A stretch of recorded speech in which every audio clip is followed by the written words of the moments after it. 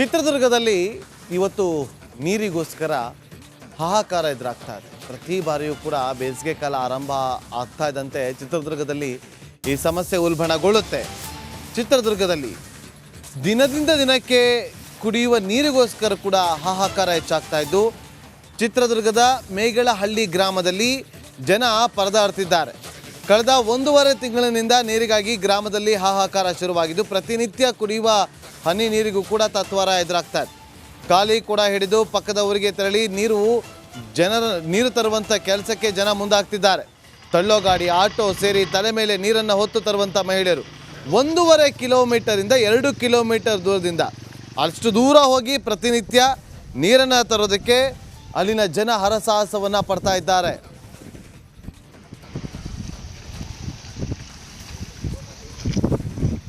ಈಗ ನೀರಿಂದ ಫುಲ್ ಸಮಸ್ಯೆ ಅಂದ್ರೆ ಸರ್, ಅವರು ಇಡೀ ದಿನ ಕೂಲಿ ಬಿಟ್ಟು ಮನೆಗಿರ್ಬೇಕು, ಇಡೀ ದಿನ ಪೂರ್ತಿ ಕೂಲಿ ಬಿಟ್ಟು ಮನೆಗಿರ್ಬೇಕು. ಆ ನೀರಿಗೋಸ್ಕರನೇ ಪಕ್ಕದೂರಾಗ ಹೋಗಿ ನೀರು ತರಬೇಕು ಅವರು.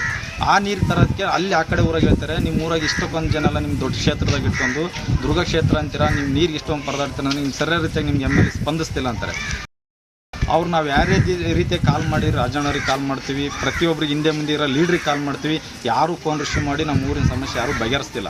MLA ನಮ್ಮ ಫೋನ್ಗಳು ಯಾವ ಮೆಂಬರ್ಗಳು ಅಂತಲೂ ಎತ್ತಲ್ಲ, ಬೇರೆ ಯಾರು ಅಂತಲೂ ಫೋನ್ ಎತ್ತಲ್ಲ ಸರ್. ಹೀಗಾಗಿ ನಮ್ಗೆ MLA ಕರೆಕ್ಟಾಗಿ ಸ್ಪಂದಿಸಿದ್ರೆ ಪಪ್ಪಣ್ಣವರು ನಮ್ಗೆ ಇಷ್ಟೊಂದು ಆಗ್ತಿಲ್ಲ.